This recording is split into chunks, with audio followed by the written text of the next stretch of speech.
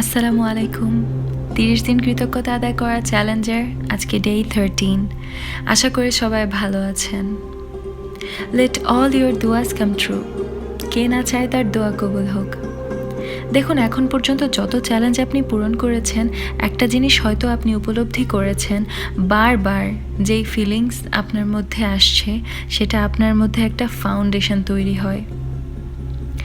Gratitude become an attitude. আপনি যদি positive কিছু ভেবে আপনার কাজটি শুরু করেন, অবশ্যই তার পজিটিভ ফলাফল পাবেন। আজকের দিনটা অনেক এক্সাইটেড হতে যাচ্ছে। আজকের দিন একটি রহমতের দিন। আজকে আমি আপনার সাথে ওই নিয়ম শেয়ার করতে যাচ্ছি যেটা দোয়া কবুল হওয়াতে সাহায্য করে। দোয়া কবুল কখন হবে সেটা আল্লাহ রাব্বুল আলামিন ভালো জানে। আমাদের কাজ হচ্ছে দোয়া করা এবং আল্লাহ রাব্বুল আলামিনের কাছে দোয়া চেয়েই যাওয়া।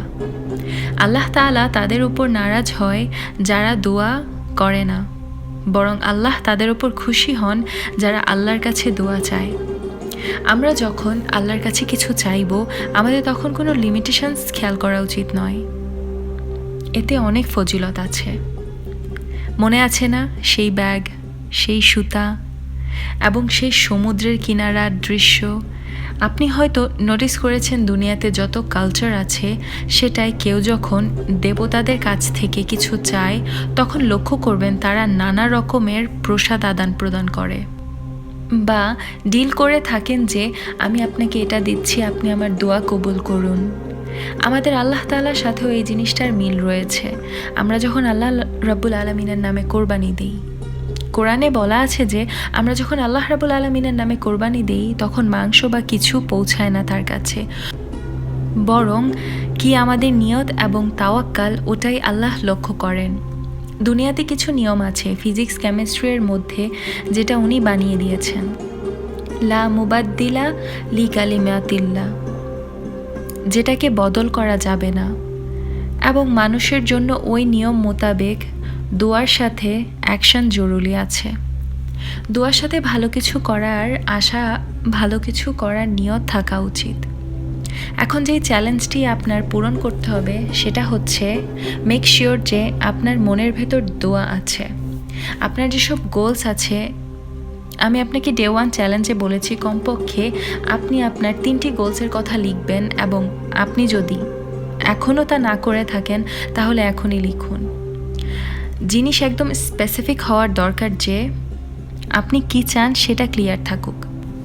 ধরুন আপনার লক্ষ্য আপনার জানা নেই, আপনি যদি নেভিগেশনে যদি কিছু না লিখেন তাহলে আপনার লক্ষ্য আপনাকে কোথায় নিয়ে যাবে? The big thing is that you know what you want. তো এই জন্য আপনি যখন দোয়া চাইবেন আপনি বুঝতে পারবেন যে আপনি কি চান, এবং আপনার মধ্যে কোনো কনফিউশন কাজ করবে না, কারণ দোয়ার মধ্যে আছে বিশ্বাস এবং আছে আস্থা, যা আপনাকে আরও কনফিডেন্ট করে তোলে। এবং দোয়া কবুলের শর্ত এটাই যে আপনি আপনার নিজের মাঝে বিশ্বাস এবং আস্থাকে আরও দৃঢ় করবেন, এবং আপনি যে দোয়া চাইবেন তা আস্থা এবং বিশ্বাসের সাথে চাইবেন। আর বিশ্বাসকে তৈরি করার সবচেয়ে ইজি উপায় হচ্ছে আপনার কোনো দোয়া যখন কবুল হচ্ছে তখন থেকেই সেটার ওপর শুকরিয়া আদায় করা শুরু করে দিবেন। জি হ্যাঁ, এটাই সেই চ্যালেঞ্জ যেটা আপনাকে সম্পূর্ণ করতে হবে।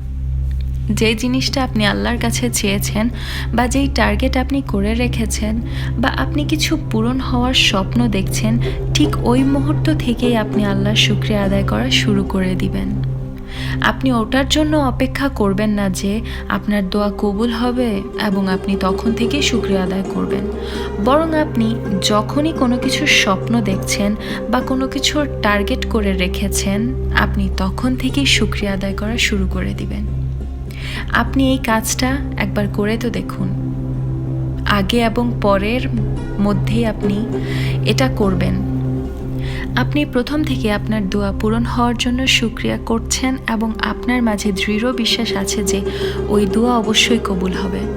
ভেবে দেখুন আপনার আল্লাহর বিশ্বাস কত দূর পৌঁছেছে, এবং এটাই হবে যে আপনি যে গোলস লিখেছেন ওটা আপনার দেখতে হবে এবং এটাই ফিল করতে হবে যে আপনি কি ভিশন চাচ্ছেন, বা এই দোয়া যখন পূরণ হবে তখন আপনার ভেতর কী ফিলিংস তৈরি হবে, ওই ফিলিংসটা আপনার ভেতর তৈরি করতে করতে আপনি আলহামদুলিল্লাহ বলুন। ফর এক্সাম্পল, যদি কারো এক্সামে পাস করতে হয় বা কারো ইচ্ছা যে তার নিজের বিজনেস হবে, তার নিজের বাড়ি গাড়ি হবে, বা অনেক দিন যাবৎ কেউ অসুস্থ আছেন, সে সুস্থ হতে চাচ্ছে, তো আপনি এইটুকুর জন্য ইম্যাজিন করুন যে ওই জিনিসগুলো আপনি পেয়ে গেছেন।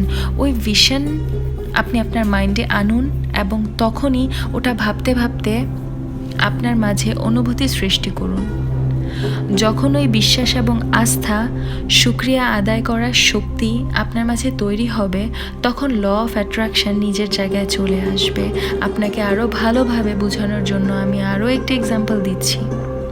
কখনো হয়তো আপনার এই বিষয় নিয়ে ডিপ্রেশন হয়নি যে ঘুম থেকে ওঠার পর গ্র্যাভিটি শেষ হয়ে যাবে আর আপনি হাওয়াতে ভাসবেন, আপনার পা মাটিতে স্থির হচ্ছে না। আপনার ঘর থেকে বের হবার সময় আপনি লক্ষ্য করলেন পায়ের নিচের গ্র্যাভিটি লুজ হয়ে যাচ্ছে এবং সমস্ত আশেপাশের জিনিস হাওয়ায় ভাসছে। এমন কি কখনো চিন্তা করেছেন? না, তাই না? কারণ আল্লাহ তাআলার সব কিছু একটা ডিসিপ্লিনের মধ্যে চলে এবং সেটা তার নিজস্ব ডিসিপ্লিনের মধ্যেই চলছে এবং চলবে। এটাই আমি বলতে চাচ্ছি যে আল্লাহর কোনো কথা বদলায় না। তার একটি নিয়ম আছে যে ল অফ অ্যাট্রাকশনের। ল অফ অ্যাট্রাকশন তখনই তার ব্যবহারে আসে যখন আপনি একটা জিনিসের ওপর আস্থা আনবেন, এটা অনুভব করুন যে সেটা হয়ে গেছে। এখন আমি রিকমেন্ড করব যে আপনি স্বাস্থ্য এবং ধন সম্পদের ওপর আপনার গোলস লিখবেন, কারণ এগুলোই সেই এরিয়া যেগুলোকে দুনিয়াতে হাসনাত বলা হয়েছে, যেগুলোর জন্য দোয়া করা আমাদেরকে শেখানো হয়েছে। ধরুন আপনার স্বাস্থ্য ভালো, সেটার ওপর নেকি আদায় করা আরও সহজ, কারণ সেটি আপনার কাছে আছে আর আপনি তখন সেটা শুকরিয়া আদায় করুন। ধন সম্পদ ভালো আছে তো আপনি তার ওপর শুকরিয়া আদায় করুন। মানুষের সাথে সম্পর্ক ভালো আছে, আপনি তার ওপর শুকরিয়া আদায় করুন। এখন আপনাকে রিকমেন্ড করব যে আপনি আপনার এই 3টি জিনিসের ওপর গোল সেট করুন এবং এগুলো আপনি লিখুন। যখন আপনি টু দ্য পয়েন্ট ওই লিস্টগুলো লিখছেন, আমি 3টি গোলসের কথা বলেছি, কিন্তু প্লিজ ডোন্ট লিমিট ইউরসেলফ। আপনি 10টা লিখুন, আপনি 100টা লিখুন, আপনার উপর নির্ভর করে আপনি আল্লাহ রাব্বুল আলামিনের কাছে কি চাচ্ছেন। সেখানে কোনো লিমিটেশনস রাখা উচিত না। এখন আপনি লিখবেন ওই দোয়া নিয়ে যে থ্যাংক ইউ আল্লাহ এই দোয়াটি কবুল করার জন্য। ওই ইমেজটা আপনি আপনার ইমাজিনেশনে নিয়ে আসুন এবং এই কাজটি আপনাকে মাগরিবের পর করতে হবে শুধু 1-2 মিনিটের জন্য করবেন, দ্যাটস ইট। ওই ভিশনটা আপনি আপনার মাঝে নিয়ে আসুন। তাতেও যদি আপনার প্রবলেম হয়, আপনি একটি বোর্ডে ওই দৃশ্যটি আঁকুন। এতে করে অ্যাচিভিংয়ে আপনার টার্গেট সেট করতে সাহায্য করে। তো আপনি ওটাও অ্যাজ এ টুল হিসেবে ব্যবহার করতে পারেন। ড্র করুন, লিখুন আর ওই ভিশনটা আপনি ফিল করুন। ওটার মধ্যে আপনি যত ডিটেল রাখতে চান রাখুন। যেমন এই দোয়া আমার পূরণ হয়ে গেছে, এখন আপনি ইমাজিন করুন আপনি খুশি হচ্ছেন এবং আপনি ফোন করে কাকে এই খুশির খবর জানাবেন।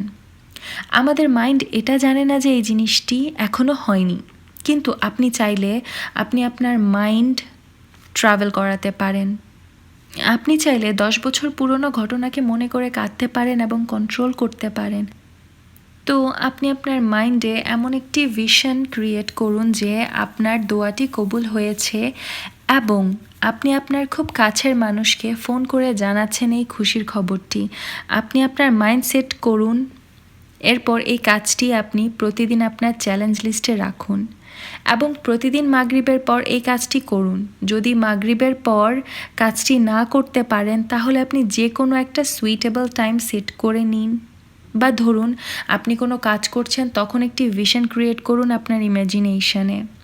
আপনি আল্লাহর কাছে একটি দোয়া চেয়েছেন এবং দোয়াটি কবুল হয়েছে, তখনই শুকরিয়া আদায় করুন। এই জিনিসটি ইমাজিন করতে বা এই ভিশনটি আপনি আপনার সামনে আনতে 1 মিনিটের সময় নিতে পারেন বা এর চেয়ে বেশিও আপনি নিতে পারেন, কিন্তু 1 মিনিটের চেয়ে কম করবেন না। এটাই আপনার আজকের চ্যালেঞ্জ। সো আজকের চ্যালেঞ্জ এটাই যে দোয়া আদায় করার পরবর্তী সময় এটাই ভেবে নেওয়া যে দোয়াটি কবুল হয়েছে। এবং এটাই ভেবে আল্লাহর শুকরিয়া আদায় করা এবং 3 বার বলা থ্যাংক ইউ আল্লাহ, আলহামদুলিল্লাহ, আল্লাহ রাব্বুল আলামিন আপনি আমার এই দোয়াটি কবুল করেছেন এবং আমাকে এই গোল অ্যাচিভ করাতে সাহায্য করেছেন। আমি আপনার কাছে শুকরিয়া আদায় করছি। So are you ready to do that? এবং এশার পর বা ঘুমাতে যাওয়ার আগে কমপক্ষে আপনার সারাদিন ঘটে যাওয়া 5টি পজিটিভ কাজের কথা লিখুন এবং আল্লাহর কাছে শুকরিয়া আদায় করুন।